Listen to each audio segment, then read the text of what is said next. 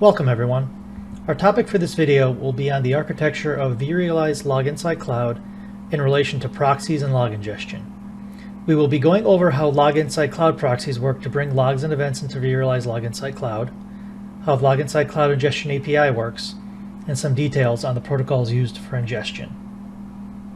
So we'll start off here in our configuration page, and we'll take a look at the Cloud Proxy section. So as you can see here, we have 5 cloud proxies installed in our environment. So all a Log Inside Cloud proxy really is a virtual machine that you deploy in your on-prem environment that will collect logs from Log Insight on-prem and ship them off to Log Inside Cloud. So if we click on one of our proxies here, we can see its IP address, its ID, host name, when it was created, and how much resource it's using in your environment.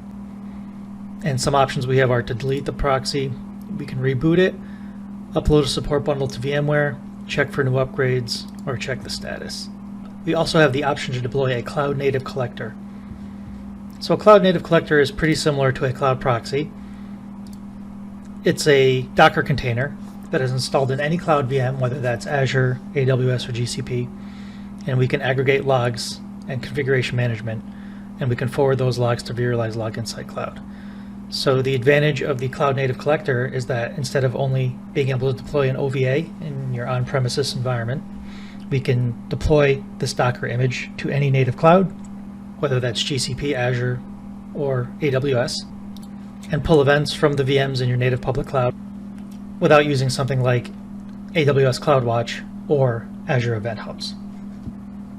If we want to deploy a cloud proxy into our on-prem VMware environment, all we have to do is click New, and we can either download the OVA straight from Log Inside Cloud, or we can copy this link, and when we're given the option to deploy an OVA on our on-premises environment, we just paste this link into the OVA deployment screen and give it this following API key, and it will grab the OVA from Log Inside Cloud, and it will deploy it automatically once you give it some networking information.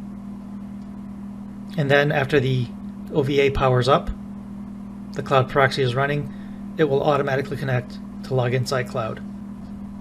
At which point you can configure ESX hosts and vCenter instances to send their logs to Log Inside Cloud via this vSphere integration tab. So we have 4 vCenters configured to collect events from the cloud proxy and forward them to Log Inside Cloud. You can see which cloud proxy the vCenter is connected to and which protocol it's using here. And then if you want to drill down a little deeper, you can see which ESX hosts are configured to send their logs to Log Inside Cloud, via which protocol. You can see their version and build number. And once a vCenter is configured, it will automatically grab all of the ESX hosts that it manages and configure them to send their logs to Log Inside Cloud. And then we can always edit our username, our password, which cloud proxy we're connected to. We can add some tags. So if there's a certain data center this is coming from, you can add a tag that just says data center equals location or anything like that to uniquely identify these events. We usually want to configure vCenter server events, tasks, and alarms to be collected as well to give us a little more information. And then if we want to manually manage which ESX hosts are sending their data to Log Inside Cloud, we can view the details. We can configure and unconfigure, all depending on what your preferences are for log collection. Another way to pull events into Log Inside Cloud is using API keys. In your Log Inside Cloud instance, you will have a section for API keys, and you will be able to see the list of API keys that you've already generated, or you will be able to generate a new API key. If you just give it a unique name, it'll generate a key for you, and then you can put that API key in your application to forward events to Log Inside Cloud. So in this example here, I have a GitHub organization, and under our webhook settings, I give it a payload URL, which is our standard Log Inside Cloud URL, and then I give it a token. The token is the API key. So I paste the API key into the token string after this equal sign, and then I tell the content type that it's application JSON. I enable SSL verification, and I just want to see push events from GitHub whenever somebody pushes new code. And then when I update this webhook, events from GitHub should start flowing into Log Inside Cloud, based on me saying that I just want push events. So these push events will start populating in Log Inside Cloud, and then I can see whenever a user pushes code to my GitHub repo.